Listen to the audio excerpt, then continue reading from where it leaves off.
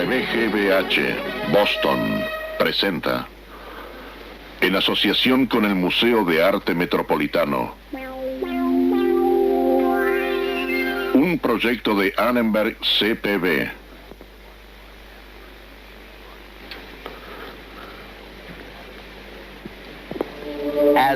A medida que la presión de los bárbaros se incrementaba, los emperadores romanos se volvían más despóticos, mientras los ciudadanos se empobrecían cada vez más. ¿Cómo se debilitó finalmente el imperio? O deberíamos preguntar, ¿cómo fue que duró en la forma en que lo hizo? Hoy, la caída de Roma en la tradición de Occidente.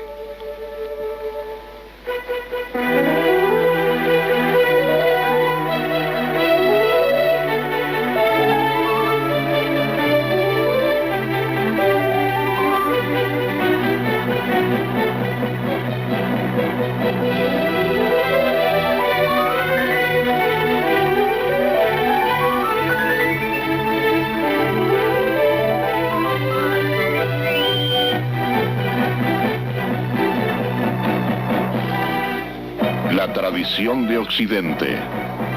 Y ahora el profesor Eugene Weber de la Universidad de Los Ángeles en su viaje a través de la historia de la civilización occidental.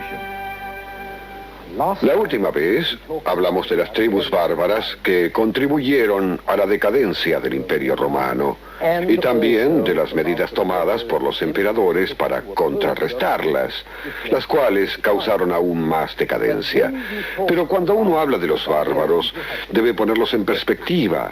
La población del imperio en los siglos III y IV oscilaba entre los 50 y 65 millones solamente, en un dominio que iba desde el río Tyne, al norte de Inglaterra, hasta el Éufrates.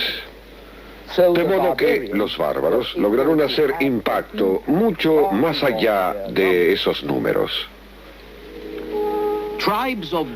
Las tribus de germanos y hunos tal vez oscilaban entre 50.000 y 100.000 personas, lo que significaba entre 5.000 y 20.000 guerreros.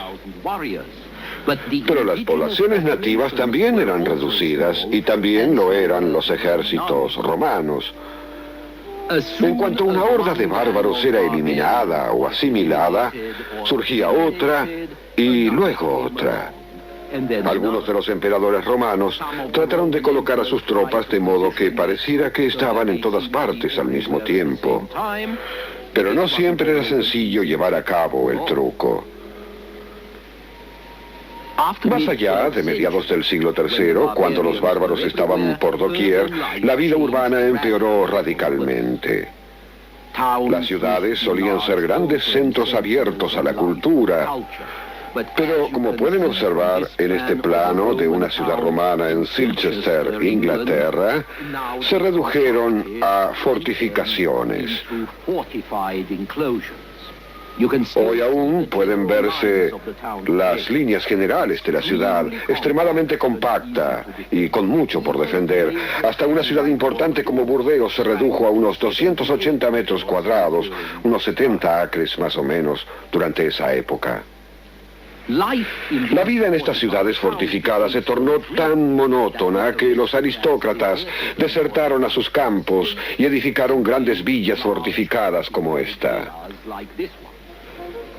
Cazaron, comieron opíparamente y entretuvieron a sus vecinos y llevaron una vida campestre normal para los nobles o para los caballeros del campo durante los siguientes 15 siglos.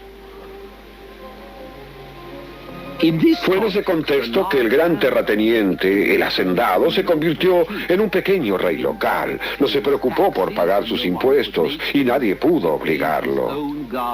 Pagaba a sus propios guardias y hombres de armas, administraba la ley en sus fincas y construía su propio dominio, protegiendo a sus clientes, quienes en realidad eran sus súbditos.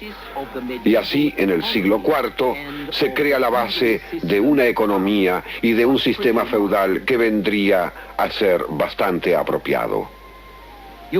También podemos ver el derrumbe de la civilización romana reflejado en las artes. Las estatuas de emperadores y de grandes hombres ahora se efectuaban en dos partes. Un cuerpo estándar que podía imitarse y despacharse a cualquier parte, y una singular cabeza que tendía cada vez más a parecerse a un pastor que se ha comido su oveja. Esto dio paso así a un expresionismo apático. El elegante naturalismo del arte helénico había sido reemplazado por figuras más toscas, aunque clásicas, pero más tiesas, más rústicas. Y algo que fue más importante, se produjo un deterioro en la competitividad de los emperadores, que habría de ser grave en un sistema en el que el emperador lo era todo, donde la capacidad y la voluntad eran cruciales. Y en efecto, tanto con la República como con el Imperio, Roma tuvo un problema institucional fundamental: la incapacidad de ajustar las instituciones a escala y naturaleza de una cambiante realidad.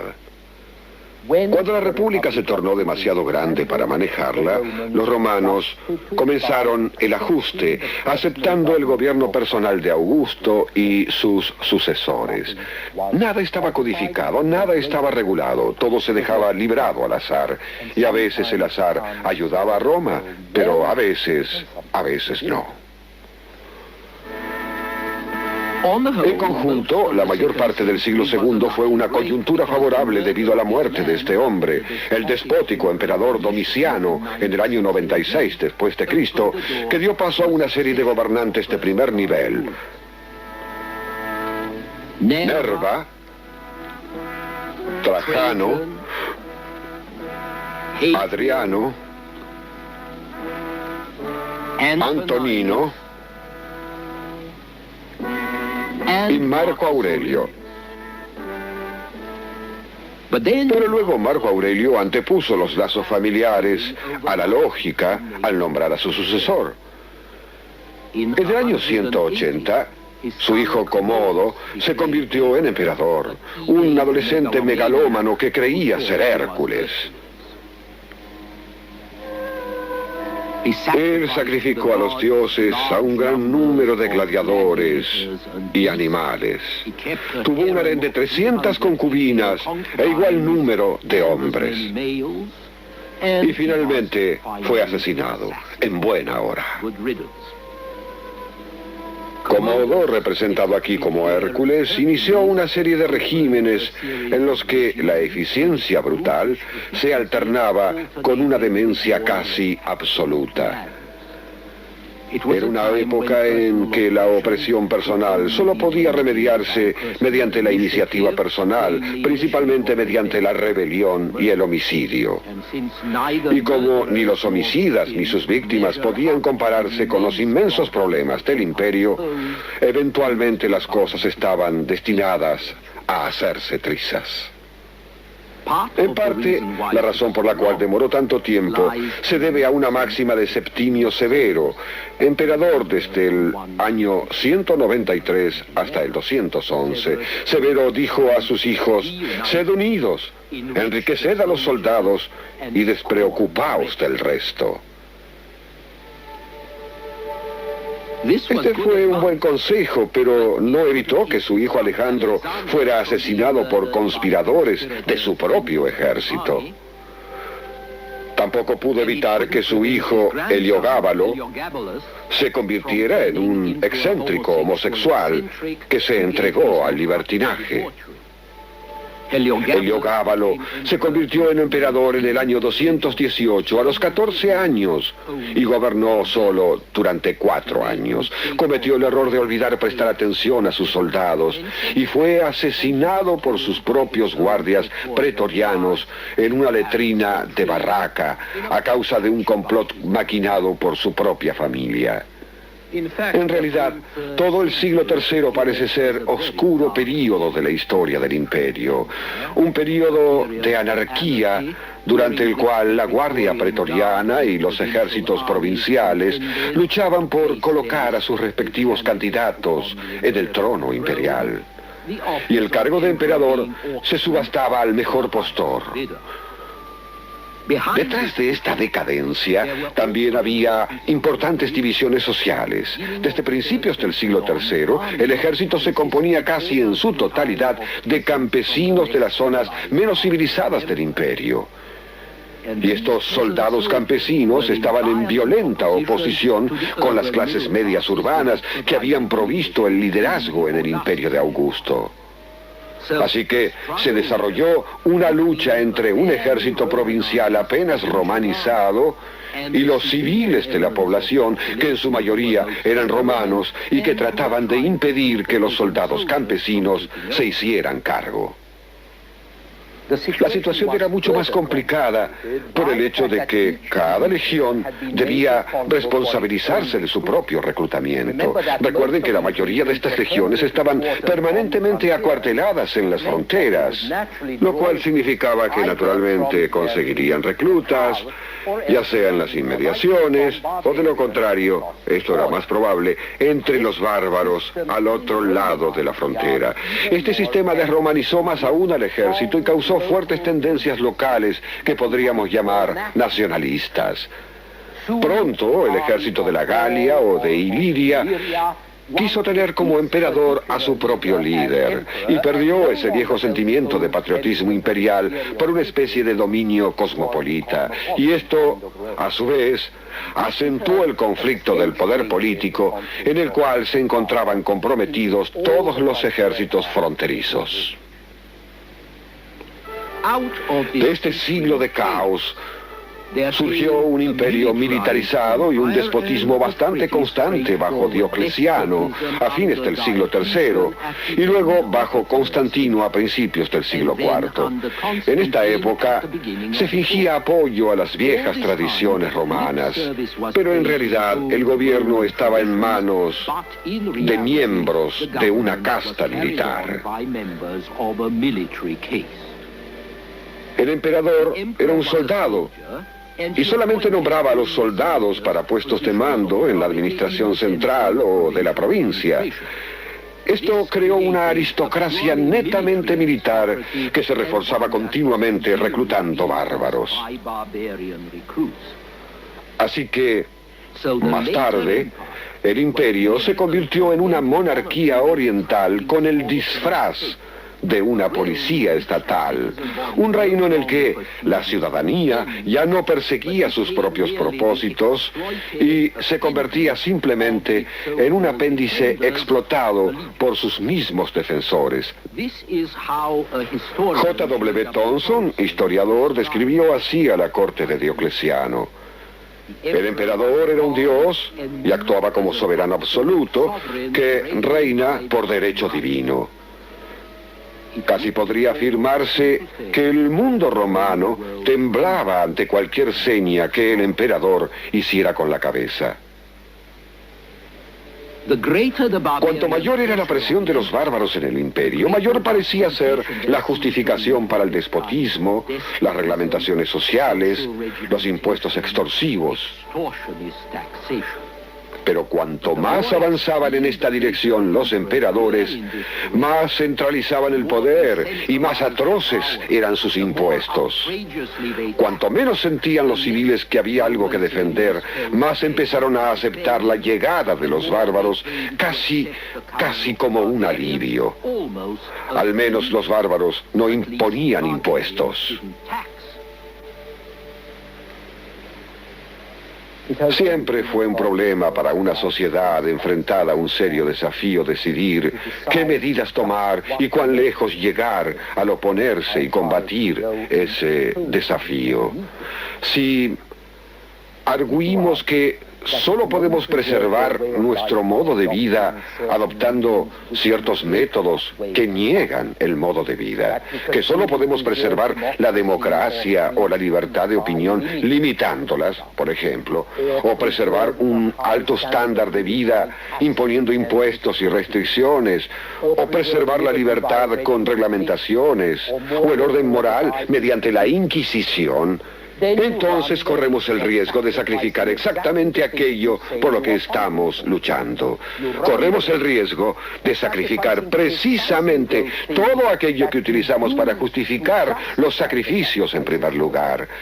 Y corremos el riesgo de parecernos tanto a nuestro enemigo que muy poco importarán las diferencias. En el caso de la sociedad romana desde el siglo IV en adelante, la mayoría de los civiles eran menos prósperos que los bárbaros al otro lado del Rin, especialmente si ponemos a un lado una pequeña aristocracia educada, llevando una bastante precaria existencia en provincias como la Galia o África del Norte. En cuanto a los soldados, ellos eran los bárbaros. Hacia el siglo IV, la vieja legión romana ya no existía, y la infantería bárbara que actuaba como ejército romano no tenía disciplina para ejecutar maniobras complicadas. En el 378, el emperador Valente dirigió un ejército romano que fue casi aniquilado en Adrianópolis por la caballería de los godos, y Valente fue asesinado. Esta fue tal vez la peor derrota romana desde los tiempos de Aníbal, 6 siglos antes, y la consecuencia más importante de esto fue que el emperador que sucedió a Valente decidió que la infantería se había tornado obsoleta y contrató entonces en su lugar precisamente a la caballería gótica, que había demostrado ser igual y que se había establecido en tierras romanas después de Adrianópolis. Con esto quedó formalmente sepultada la tradición del ejército romano, y el sistema que la reemplazó produjo entonces una casta de señores y una caballería fuertemente armada. Estos serían los soldados que supervisarían el desmembramiento del Imperio de Occidente en el siglo V. Se puede argumentar que el Imperio Romano, que había sido creado en primer lugar por las legiones romanas y los granjeros romanos que en él lucharon, estaba condenado a la destrucción cuando se extinguieron los pequeños granjeros independientes y las legiones decayeron justamente por la falta de aquel. Después de eso, los soldados que denominamos romanos fueron todos bárbaros pagados para luchar contra otros bárbaros. Hasta los altos generales y los oficiales que manejaban el Estado eran bárbaros, como el general Estilicón, un vándalo yerno del emperador Teodosio. En el año 402, Estilicón trasladó la corte imperial a Rávena, al noreste, donde estaría más segura, detrás de los pantanos, y desde donde sería más fácil huir en barco si el enemigo se acercaba demasiado. Italia ya no era un lugar seguro para los romanos. La misma Roma era insegura. Y a unos años del traslado a Rávena ocurrió lo inconcebible. En el 410, un ejército bajo el mando de Alarico, su rey, entró en la ciudad y la saqueó.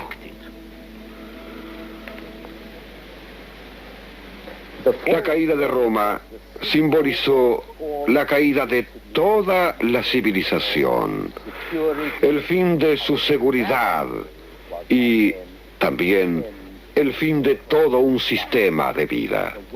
El mundo en que uno vivía ya no existía. San Jerónimo, al escribir desde Jerusalén, comentaba: si Roma puede morir, ¿qué cosa puede estar a salvo? El fin había llegado. La investigación de las causas se tornó en la investigación de un sinfín de generaciones de historiadores. La política, desordenada por la sucesión de emperadores, fue una de las razones. Y también lo fueron el decadente poder militar y, por supuesto, la estrangulación económica. Pero había además un proceso de decadencia sociológica que gradualmente destruyó las bases de la fuerza del poder romano. Y esto significó la victoria del modelo oriental de monarquía despótica sobre el Estado municipal mediterráneo y la decadencia urbana de Roma bajo la presión de esa centralización y burocracia de estilo oriental. Para comprender por qué ocurrió esto, tenemos que recordar que el Imperio Romano jamás había poseído realmente una cultura homogénea. Luego de salir de Italia, el imperio fue una unión artificial de organismos sociales aliados que, en gran modo, habían sido reunidos mediante un sorprendente esfuerzo de organización militar y administrativa. Pero este era un matrimonio forzoso, no una unión por amor. En la parte este del imperio, Roma heredó las ruinas de las monarquías helénicas. En el oeste, Roma conquistó y asimiló las sociedades tribales de los bárbaros europeos. Aunque existía una comunidad de culturas entre las ciudades, las helénicas del este y las bárbaras del oeste, esta unidad era superficial y mayormente se limitaba a una clase privilegiada. Era una sociedad de consumidores basada en tareas de esclavos y en la explotación de clases y de pueblos sometidos. Tan pronto como este sistema estuvo en la ruina por la crisis económica del siglo III y por la pérdida de sus privilegios políticos, se hicieron grandes diferencias entre el este y el oeste del imperio, que emergieron más fuertes que nunca. Como resultado, el oeste se desintegró totalmente y solo el este sobrevivió con su base firme en Constantinopla. Y ello se debió a que el imperio del este era más compacto y más apto para la defensa, pero también porque las tradiciones autocráticas del este, si bien destruyeron a la clase ciudadana urbana de Roma, aún así eran mejor gobernando un imperio que ese tribalismo divisivo y descentralizado del oeste que los bárbaros revivieron con su llegada. Recuerden que mucho antes de la caída de Roma, la solución a la anarquía de los últimos días de la República fue apelar a las ideas orientales, el gobierno de un solo hombre, los reyes dioses y todo el resto. La restauración del gobierno de Augusto no habría sido posible sin ello. Y cuando Constantino reorganizó el imperio oriental en el siglo IV, lo transforma en monarquía sagrada unida por la religión y basada en una jerarquía de sacerdotes y oficiales. En otras palabras, vuelve a la tradición sociopolítica del antiguo Oriente. Sin embargo, en las provincias del oeste esta tradición no existía. Los pueblos compartían más las costumbres guerreras de las tribus del norte, con hombres como Adriano, del norte del Danubio, que manejaban la teocracia del este, con que eventualmente el liderazgo de la sociedad occidental cae en manos de jefes bárbaros. De la grandeza de Roma sobrevivirían solamente las ruinas, los recuerdos y los mitos. Pero todo este proceso llevó mucho tiempo, por supuesto, aún a pesar de que Roma cayese en manos de Constantinopla, perduró 5 años más que los Estados Unidos ha perdurado hasta ahora. Con que la pregunta no debería ser ¿por qué decae el imperio cuando todos los imperios antiguos explotan o decaen cuando alcanzan un determinado tamaño en una determinada época en la historia? Sino que deberíamos preguntarnos ¿cómo es que perduró tanto como lo hizo? Y a este respecto, tanto ustedes como yo compartimos la misma duda. Tal vez la desesperada resistencia durante tanto tiempo de los emperadores, generales y de la gente común pudo haber tenido algo que ver, debido a la creencia de que el Imperio Romano representaba al último imperio, y de que mientras perdurase el Imperio Romano, no tendría lugar el fin del mundo, debido a la creencia de que el imperio era la última edad de la humanidad, de que su decadencia significaría el fin de la humanidad y la llegada del juicio final. Había una buena razón para mantenerlo vivo. Había una buena razón para pretender que estaba vivo, aunque estuviese muerto, y para revivirlo lo antes posible, como sería revivido cuando Carlomagno fuese declarado emperador romano en Roma en vísperas de la Navidad del año 800. Y aunque el imperio sacro romano del emperador Carlomagno y de sus sucesores no fuese ni sagrado, ni romano, ni siquiera un imperio, mantendría el mito vivo otros 100 años más. Pero claro, esa es otra historia y para otro momento.